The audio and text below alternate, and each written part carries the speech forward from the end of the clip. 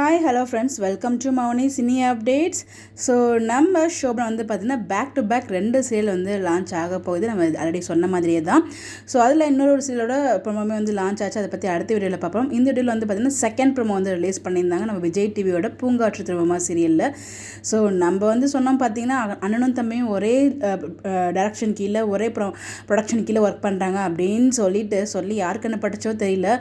நீ நான் காதல் சீரியல் வந்து எண்ட் ஆக போகுது. ஸோ இந்த சீரியலோட தான் லாஸ்ட் ஷூட் அப்படிங்கிற மாதிரி சொல்லியிருக்காங்க. நான் ப்ரீவியஸ் சீரியல் அப்டேட் வந்து நான் கொடுத்துருக்கேன். எனக்கு இன்னுமே அதை அக்செப்ட் பண்ணவே முடியல. ஸோ ஒரு சூப்பரான சீரியலை ஏன் முடிக்கிறீங்க, நல்ல சீரியலை ஏன் என் பண்ணுறீங்க அப்படின்னு எனக்கு தெரியல. நல்லா போகாத சீரியலை நான் ஓட்டிகிட்ருக்கீங்க, நல்லா போயிட்டுருக்கு, நல்ல ஸ்டோரி, நிறைய ஃபேன் பேஸ் இருக்க சீரியல்லாம் என் பண்ணிகிட்ருக்கீங்க. அதுக்கு ரீசன் தான் என்னென்னு நமக்கு தெரியல. ஓகே, சேனல் டிசிஷன்ஸ் இது வந்து மூவ் ஆகி தான் ஆகணும். நம்ம சேர்ந்து சொல்ல வேண்டியதை சொல்லிக்கலாம். இந்த இடத்துல வந்து பார்த்திங்கன்னா புது சீரியல் பூங்காற்று திரும்பவோட செகண்ட் ப்ரோமோ பார்த்துருப்பீங்க. ஒரு பொண்ணு பிறந்த வீட்டில் ஹஸ்பண்டோட சண்டை போட்டு கையிலலாம் கீழெல்லாம் பட்டு வீட்டுக்கு வந்திருக்காங்க. அண்ணன் ஒரு பக்கம், அம்மா ஒரு பக்கம் வந்து பார்த்திங்கன்னா எதுவாக இருந்தாலும் அட்ஜஸ்ட் பண்ணி தான் வாழணும், அம்மா வீட்டுக்கு பொட்டி தூக்கிட்டு வரக்கூடாது அப்படிங்கிற மாதிரிலாம் சொல்லும்போது ஏன் இப்படி இன்னும் அதே மைண்ட் செட்டில் இருக்காங்க.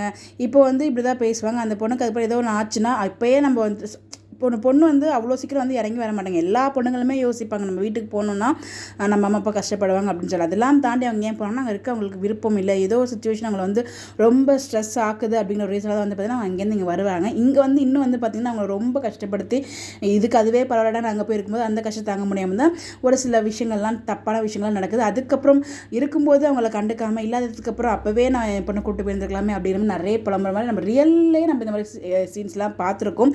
அது எபிசோடில் அதை சீரியலில் பார்க்கும்போது ரொம்ப கஷ்டமாக இருந்துச்சு. அதில் அப்பா மட்டும் நான் இருக்கம்மா அப்படின்னு துணையாக பேசினாங்க பார்த்தீங்களா, அந்த ஒரு வார்த்தை ரொம்பவே நல்லா இருந்துச்சு.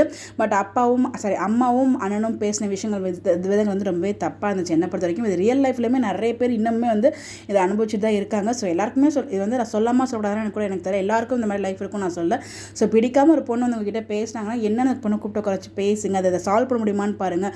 சால்வ் பண்ண முடிஞ்சால் அதை சால்வ் பண்ணுங்கள். இல்லைனா பொண்ணு அட்லீஸ்ட் சந்தோஷமாவது இருக்கட்டும். ஒரு பொண்ணுக்கு கல்யாண வாழ்க்கை மட்டும் வாழ்க்கை இல்லை இல்லையா.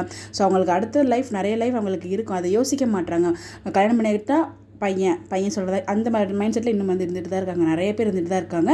ஸோ இருக்கிறவங்களுக்கு இது பிறந்தோம், எல்லாரையும் நான் சொல்லவில்லை. ஸோ எதாவது தப்பாக பேசி தான் மன்னிச்சிடுங்க. ஆக்சுவலாக எனக்கு அதை பார்த்தோன்னே எனக்கு சொல்லணும்னு தோணுச்சு, அதான் நான் ஷேர் பண்ணுறேன். அப்படி பேசும்போது அந்த பொண்ணோட மனநிலை என்ன மாதிரி இருக்கும், ஒரு பொண்ணாக அதிலேருந்து யோசிச்சு பார்க்கும்போது ஒரு கஷ்டம் புரியும். பட் எனிவேஸ் நம்ம ஸ்டோரிக்குள்ளே போகலாம். இது வந்து இந்த ஒரு சோஷியல் மெசேஜ் இங்கே கொடுக்கணும்னு எனக்கு தோணுச்சு. ஸோ அதனால் கொடுத்துருக்கேன். தப்பாக இருந்தால் சாரி ஃபார் தட். ஏன்னா ஒவ்வொருத்தருக்கும் ஒவ்வொரு பாயிண்ட் ஆஃப் வியூ இருக்கும். இது என்னோட பாயிண்ட் ஆஃப் வியூ. எல்லாருக்குமே இது எல்லாருக்கும் பொறுத்து நான் சொல்ல முடியாது.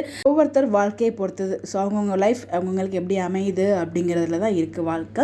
ஸோ இந்த இதில் வந்து பார்த்திங்கன்னா பாவம் ஒரு சைக்கோ ஒருத்தர்கிட்ட மாட்டிட்டு அங்கே வந்து அவ்வளோ கஷ்டப்பட்டு இங்கே வரும்போது இவங்க வீட்டில் மொத்தமும் வந்து பார்த்திங்கன்னா ஏன் வந்த பிரச்சனை மாதிரி வீட்டுக்குலாம் வந்து இருந்துடாதமா அப்படிங்கிற மாதிரி சொல்கிறது, அது எல்லாமே ரொம்ப கஷ்டமாக இருந்துச்சு. அது அப்படி தான் ப்ரோமோ போச்சு. செகண்ட் ப்ரோமோ பார்த்ததுமே வந்து நம்ம சமீரோட என்ட்ரி இருக்குன்னு பார்த்தேன். பட் இப்போ வரைக்கும் அவரோட என்ட்ரி காமிக்கல. இதை தாண்டி எப்படி சமீர் கூட அவங்க வந்து பேர் ஆகுறாங்க அப்படிங்கிறத நம்ம வெயிட் பண்ணி தான் பார்க்கணும். உங்களுடைய கருத்துக்கள் நீங்கள் என்ன நினைக்கிறீங்க, உங்களோட ஒப்பீனியனை மறக்காமல் கமெண்ட்டில் ஷேர் பண்ணுங்கள். இந்த மாதிரி அப்படியே தெரிஞ்சுக்க நம்மளோட சேனலை ஃபாலோ பண்ணிக்கோங்க.